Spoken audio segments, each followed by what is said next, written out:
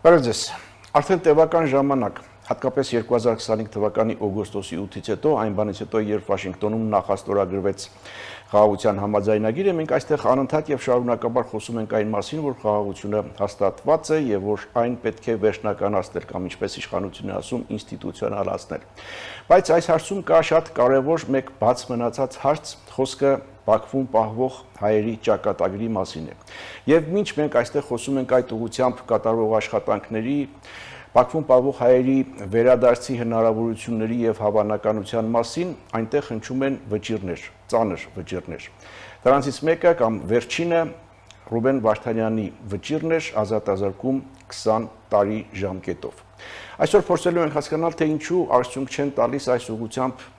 ներդրվող ջանքերը։ Զորօրինակ, Միացյալ Նահանգները ամենաբարձր մակարդակով ջանքեր է ներդրում, որոնք մնում են անարդյունք։ Հիշում եք, Միացյալ Նահանգների նախագահ Դոնալդ Թրամփը անձամբ անդրադարձավ այս հարցին վարչապետի հետ հանդիպմանը տեսանյութ տարածեց, որտեղ խոսում էր այն մասին, որ դիմելու է Ադրբեջանի նախագահին այս հարցով։ Կամ բոլորովին վերջերս Միացյալ Նահանգների փոխնախագահ Ջեյ Վենսի այցի ժամանակ Երևանում նա հայտարարեց, որ այս հարցը բարձրացնելու է Բաքվում, բայց այդպես էլ այդ հարցը չլուծվեց, փոխարենը մենք լսում ենք Ադրբեջանի նախագահի կոշտ հայտարարությունները։ Սա Միացյալ Նահանգների մասով, հաջորդը Ռուսաստանի պատասխանատվության հարցն է, փորձելու ենք հասկանալ, թե այդ ինչպես պատահեց, որ ռուս խաղապահների ներկայության պայմաններում Արցախի նախկին ռազմաքաղաքական ղեկավարությունը տեղափոխվեց Բաքու։ Այստեղ Ռուսաստանի պատասխանատվությունը կա, թե ոչ։ Եվ փորձելու ենք հասկանալ, թե ինչպիսի քաղաքական լուծում է հնարավոր, արդյոք հնարավոր է նման լուծում խաղաղության պայմանագիրը ստորագրելուց հետո։ Եվ վերջապես փորձելու ենք հասկանալ, թե այս ամենը ինչ ազդեցություն կարող են ունենալ Հայաստանում առաջիկա ընտրական գործընթացների վրա։ Այս հարցերի շուրջ ենք զրուցելու առաջիկա 30 րոպեների ընթացքում։ Սա ազատ զրույցն է Free News-ի եթերում, որտեղ համադրվում են փաստերը, կարծիքները, գնահատականները եւ կանխատեսումները։ Զրուցակիցս Ապրելու երկիր կուսակցության համահիմնադիր Մեսրոպ Առաքելյանն է, բարև ձեզ, պարոն Առաքելյան։ Ես թվարկեցի մոտարապես այն հարցերը, որոնց շուրջ զրուցելու ենք, սկսենք Բաքվում պահվող հայերի ճակատագրից, մասնավորապես ես գիտեմ, որ դուք այս հարցը անընդհատ վստահ եմ, որ այս հարցը անընդհատ ուշադրության կենտրոնում եք պահվում, հատկապես Ռուբեն Վարդանյանի եւ մյուսների էլ մասով, հաշվի առնելով նաեւ ձեր կուսակցության փոխկապակցվածությունը, ինչ դիտարկումներ ունեք, ինչու է այս հարցը մնում բաց, ինչու իմ թվարկած ջանքերը առայժմ գոնե արդյունք չեն տալիս։ Եվ միաժամանակ ավելացնեմ նաև միջազգային արձագանքն էլ մեկ արձագանք ընդհանրապես մեջ բերեմ, Amnesty International-ը սա անվանում է ծաղր։ Ինչու այս արձագանքների պարագայում անգամ իրավիճակ չի փոխվում, համեցեք։ Շնորհակալ եմ, մոտ 1 տարի է արդեն Բաքվում ավարտվեց այդ կեղծ դատավարությունը եւ Ռուբեն Վարդանի եւ մեր մյուս հայրենակիցների նկատմամբ, որ ուղղակի ակնհայտ խայտառակություն է դատավարության մասին խոսք լինել անգամ չէր կարող, որովհետև նույնիսկ այն շոուն, որը Ադրբեջանը կազմակերպել է, երբ դատավարության մասին ստացվող տեղեկատվությունը, որը իհարկե միայն ադրբեջանական պաշտոնական տեղեկատվության մասին էր խոսքը, որ նույնիսկ իրենց ԶԼՄ-ների համար էր փակ ամբողջ դատավարությունը, խոսում է այն մասին, որ այդ փաստերը ուղղակի իրականության հետ որևէ աղաց չուներ։ Ընդ որում այնտեղ կարմիր թելով գնում էր ոչ միայն այս անձանց նկատմամբ ենթադրյալ հանցագործություններ, այլ ուղղված Հայաստանի Հանրապետության դեմ, որ Հայաստանի Հանրապետությունը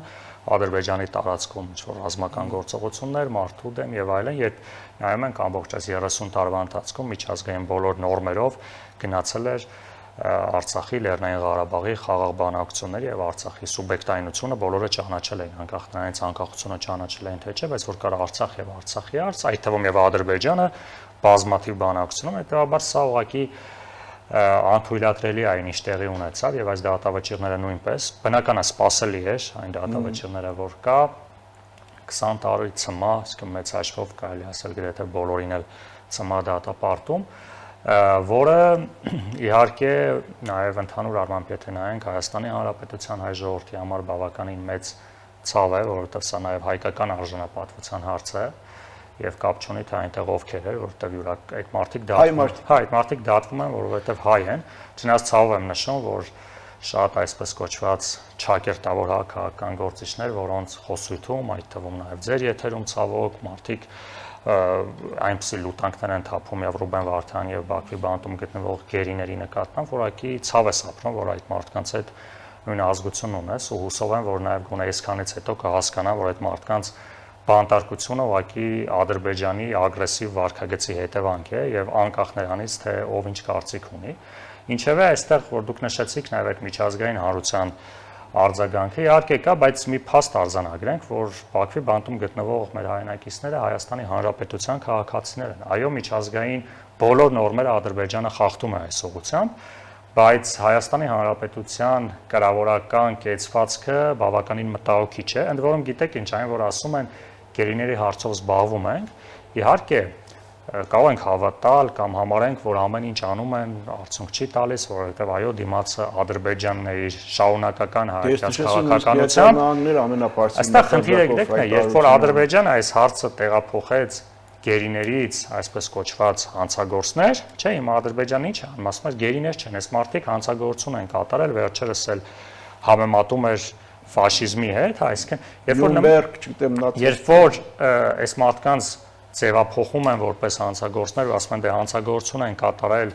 դրա համար էլ դատապարտվել են ու Հայաստանի իշխանությունների կողմից լռություն է լինում, դա ամենամեծ մտահոգությունն է, ամենամեծ սխալն է, որովհետև այս պարագայում Ադրբեջանը այս մարդկանց գերի կարգավիճակից տեղափոխում է, տեսեք, այս մարդկանց նկատմամբ եղավ դատավճիռ, արտգործնախարարությունը որևէ բան չասեց։ Շատ կարևոր է, որ միջազգային հանրությունը Հայաստանի Հանրապետության դիրքորոշումը լսի, որ այս մարդիկ հանցագործություն չեն կատարել, որ այս դատավարությունները սխալ են, այս դատավճիռները կեղծ են, այն բոլոր փաստերը, որովհետև մենք խորքային տիրապետում ենք ամբողջ ինֆորմացիան, բայց պարզ հասկանանք, միջազգային հանրության դարդուցավը Հայաստանն ու Ադրբեջանը չեն, ինչքան է մեզ թվում է աշխարհը մեր շուրջ չի պտտվում։ Ոստեղ շատ կարևոր է, ոնց որ հիմա դուք մենք մի այլ երկրի մասին որ ինֆորմացիա ենք ստանում ենք այնքանով, ինչքանով կա այդ ինֆորմացիան, խորքային չենք մտնում process-ի մեջ։ Ինչ պետք է անի արտգործնախարարությունը, հստակ փաստերով ներկայացնի, որ այս մարդիկ որևէ հանցագործություն չեն կատարել։ Այս մարդիկ բացառապես գերի են ու հարցը տեղափոխի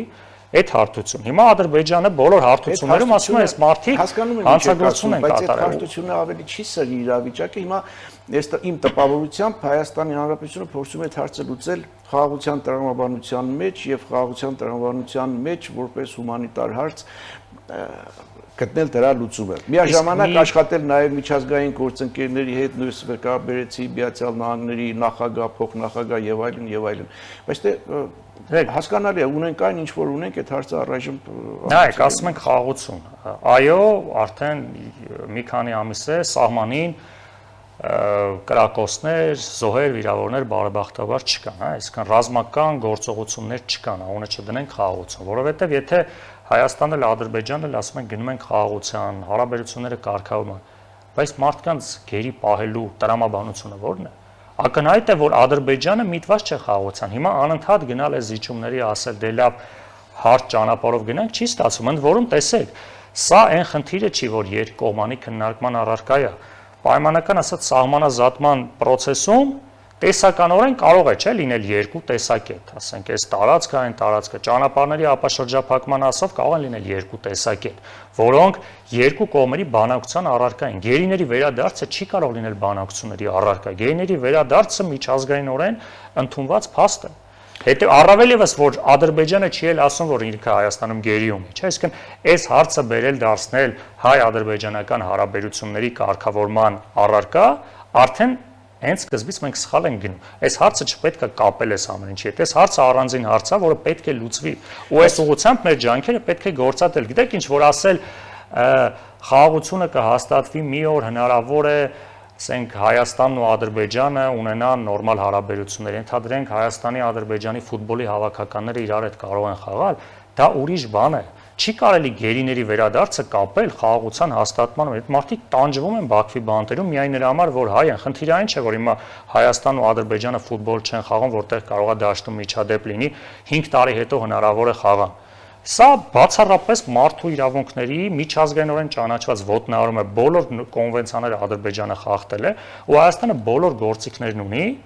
Հիմա մի բան ասեմ, ինչա խանգարում, այսինքն որևիցե վտանգ այս ուղղությամբ Հայաստանի արտգործնախարարության տեսանկյունից չկա, հետեւաբար այս ուղղությամբ բոլոր ջանքերը պետք է գործադրվի, որ բարձրացվի։ Տեսանկյունից ես չգիտեմ, վտանգ կա թե չկա, միգուցե համարում են, որ վտանգ կա, բայց եկեք արձանագրենք մի բան, որ այս ամբողջ ընթացքում այնպես չէ, որ գերիների վերադարձի հարցում մենք զրոյական արդյունք ունենք։ Որոշակի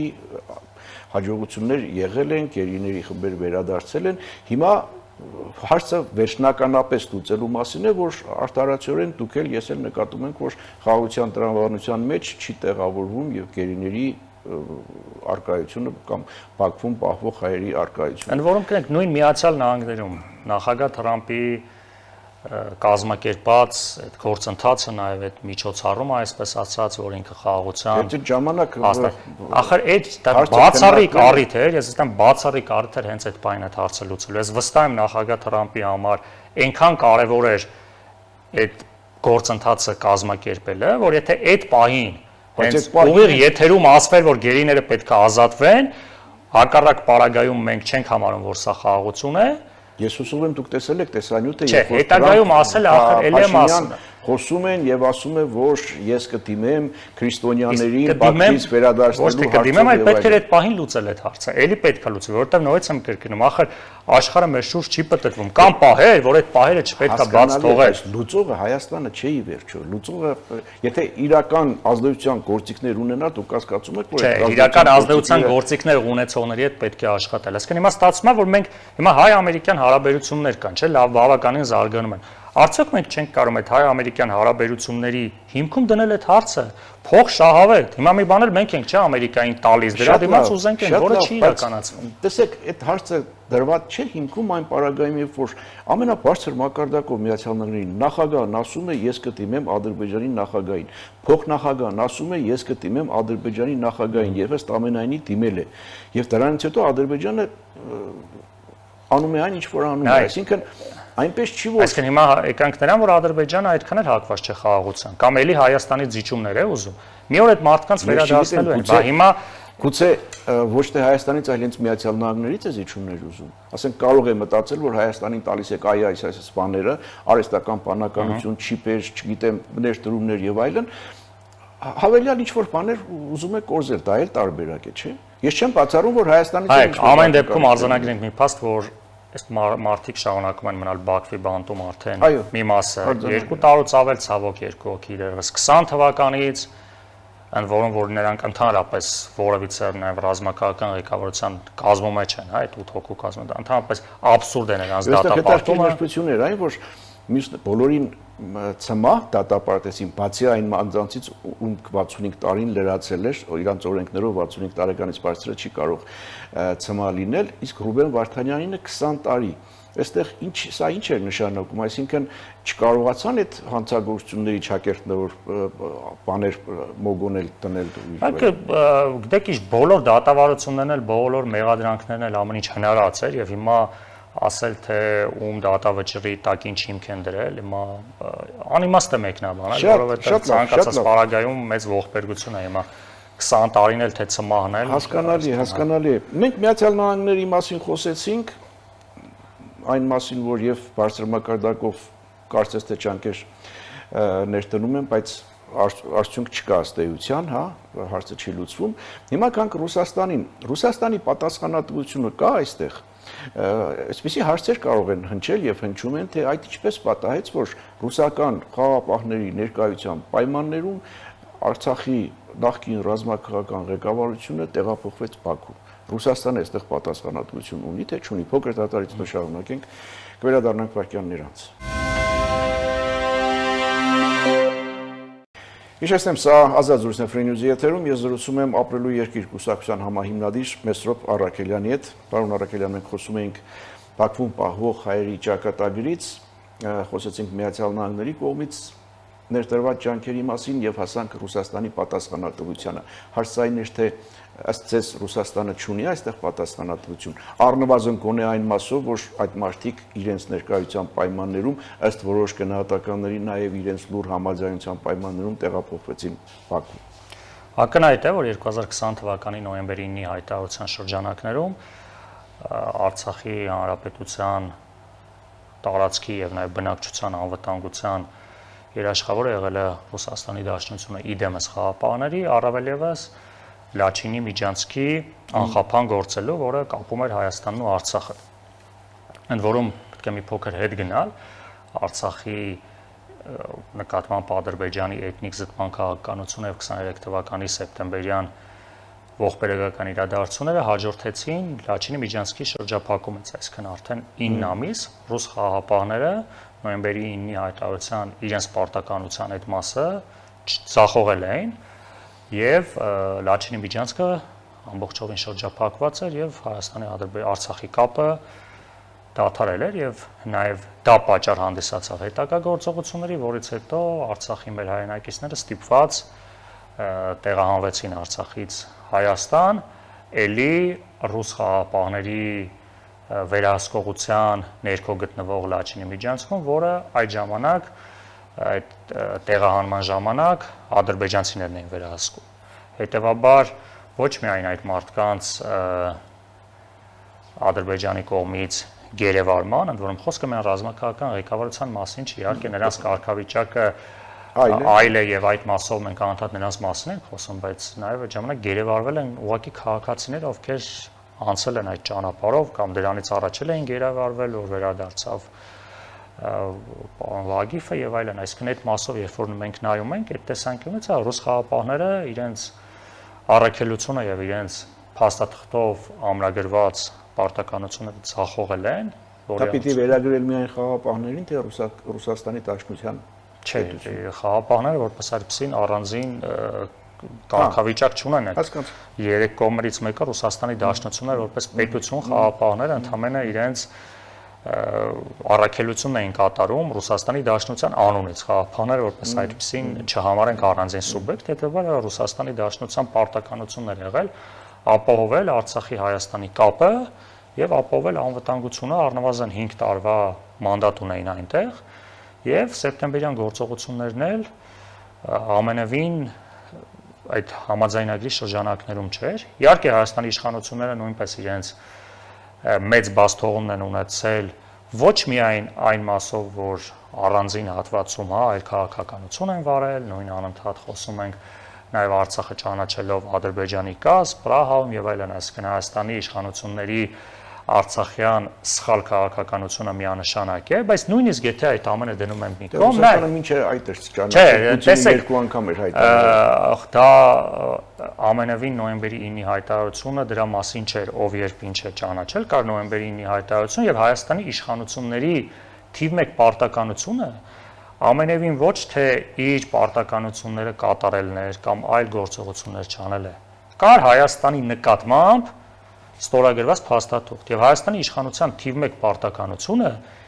իր համար ստորագրված փաստաթղթին տեր կանգնելն է։ Բայց այդ փաստաթուղթը ստորագրող կողմերից ամենակարևոր կողմը չէ, դա ասեմ, բանակ ինքը չէր կատարում այդ փաստաթուղթը։ Բա հենց այդ մեր, չէ, մեր Հայաստանի իշխանության պարտականությունը նա է, որ այն փաստաթղթերը, որտեղ կա Հայաստանի ստորագրության, տեր կանգնի, որ մյուս կողմերը կատարեն։ Սա բոլոր փաստաթղթերին է վերաբերվում։ Անկախ նրանից դիմացինը Ռուսաստանն է, Ադրբեջանն է, Միացյալ Նահանգներն է, իշխանության պարտականությունը ապահովել Հայաստանի համար ստորագրված պայմանագրերի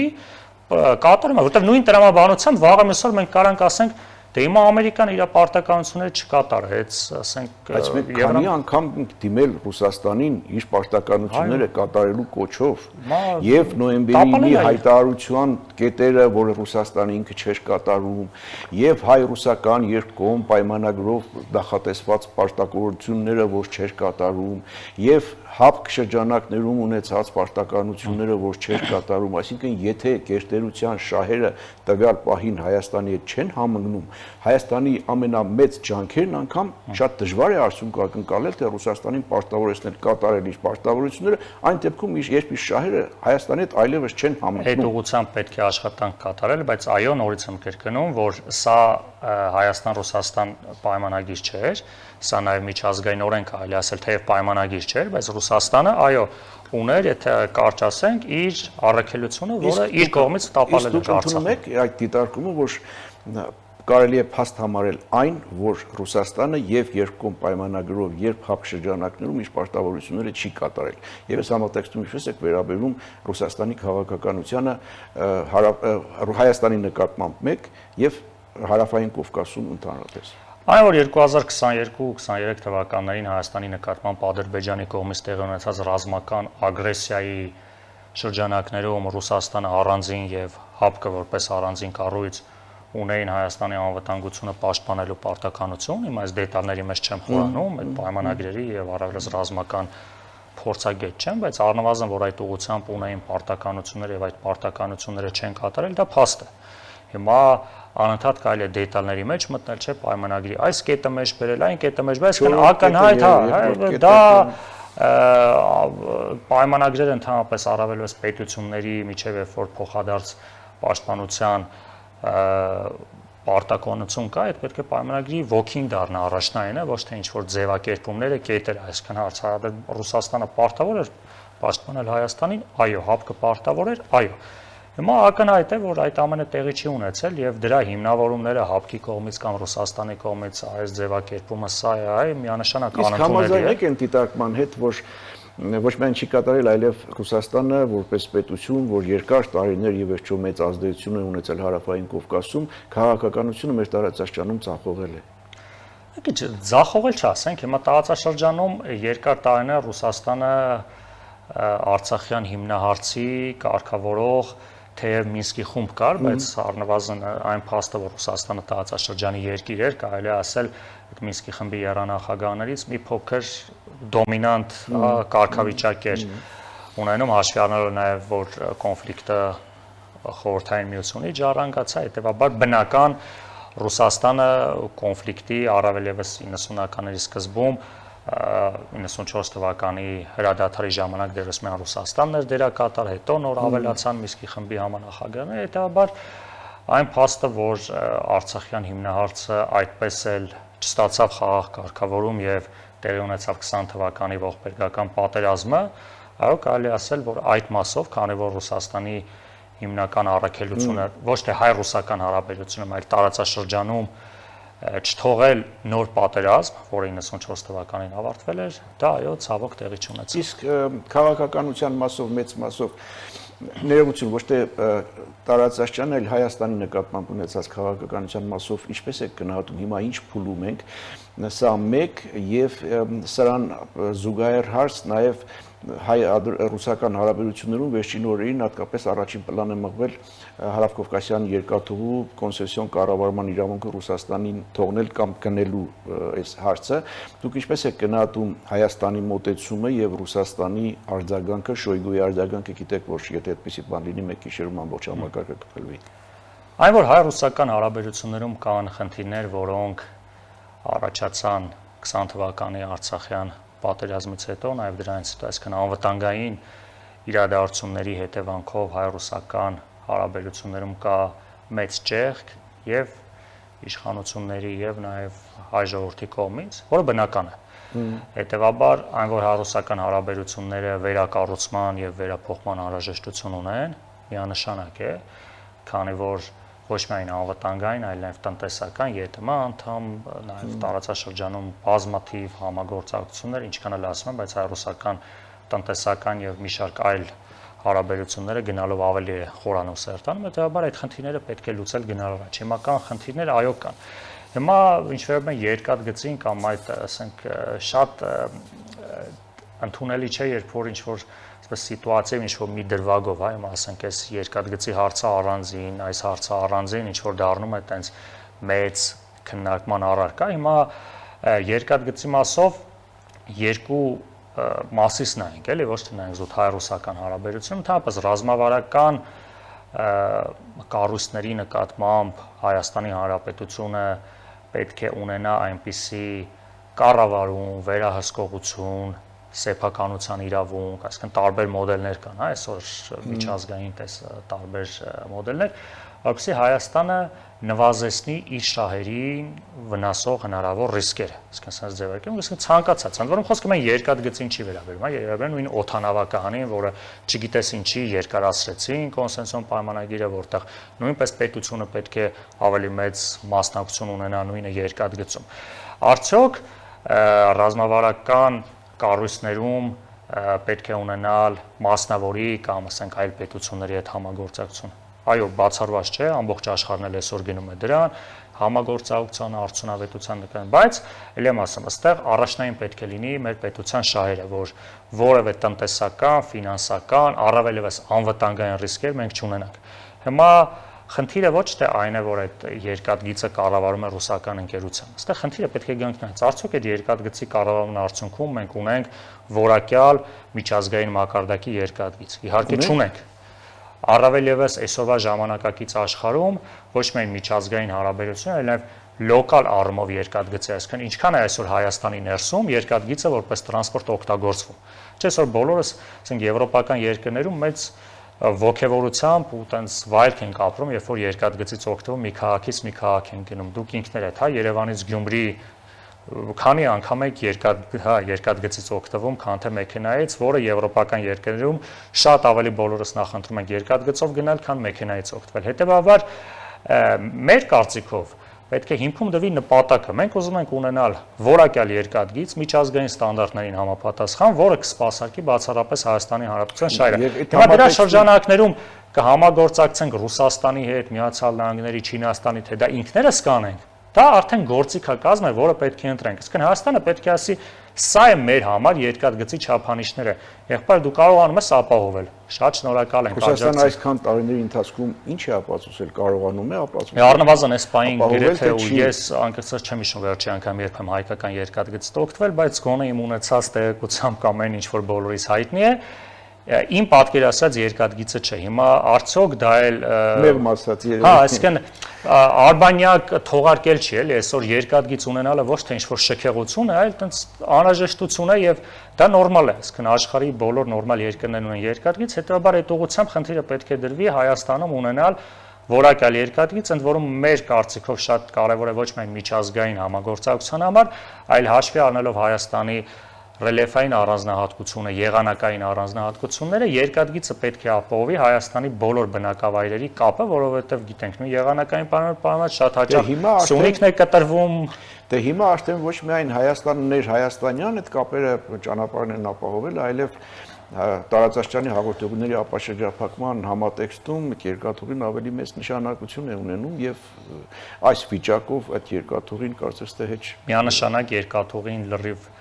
նոր վերակառուցման խորքային անհրաժեշտություն է։ Ռուսաստանը հետաքրքրություններ, շահագրգռություններ ունի Հայաստանի առաջիկա ընտրական գործընթացների վերաբերյալ։ Չունեմ որևէ տեղեկություն, չեմ էլ կարող ունենալ տեղեկությունները այնքանով է, որքանով հիմա պարբերաբար ինչ որ հայտնվում են, բայց ամեն դեպքում եւ Ռուսաստանի եւ ցանկացած այլ երկրի ազդեցությունը եւ ցանկությունները Հայաստանի ընտրություններում գերագնահատված է Հայաստանի ընտրությունների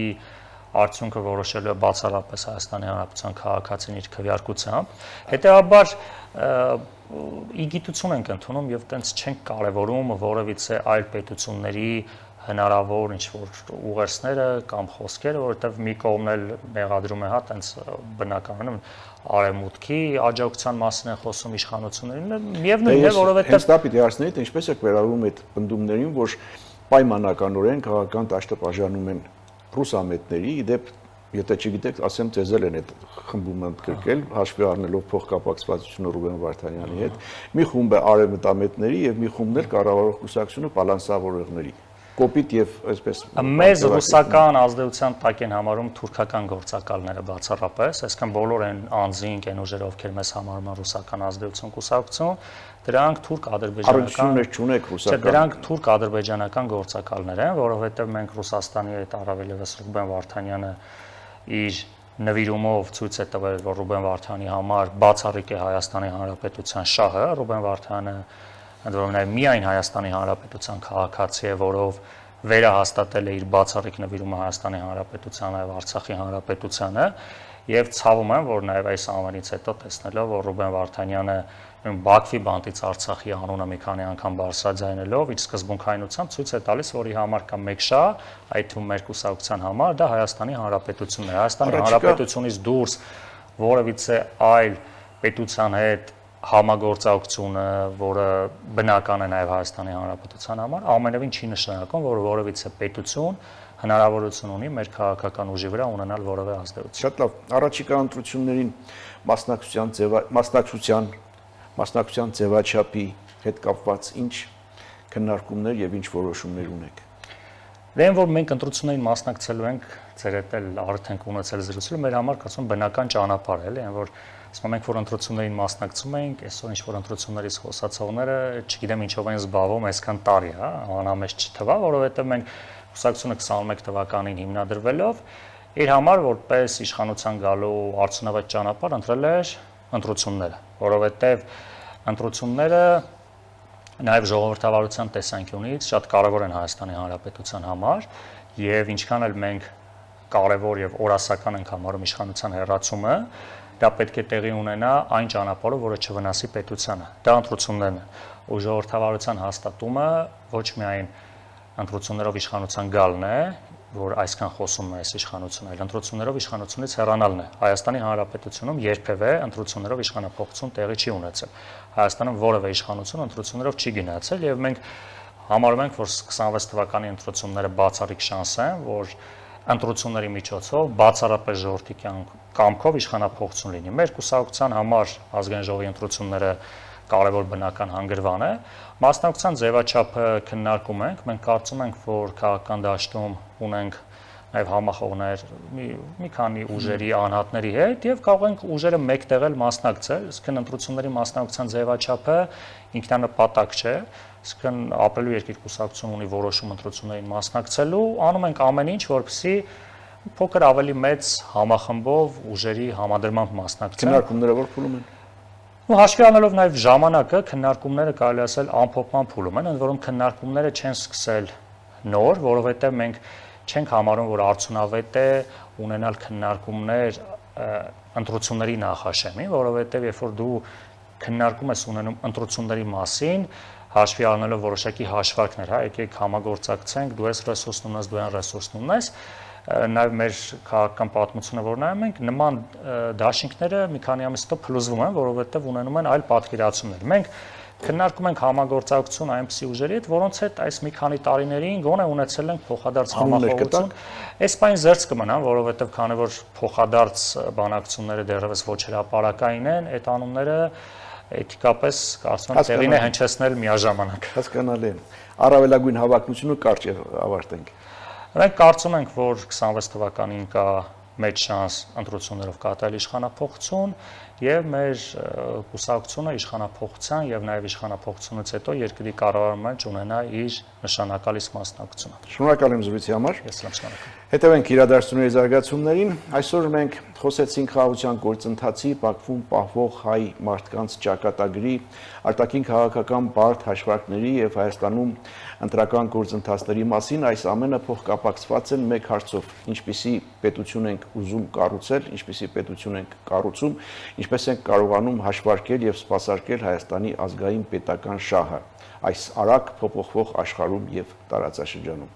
Սա ազատ զրույցներ Free News-ի եթերում ես զրուցում էի ապրելու երկիր կուսակցության համահիմնադիր Մեսրոպ Առաքելյանի հետ։ Լավ մնացեք, կհանդիպենք։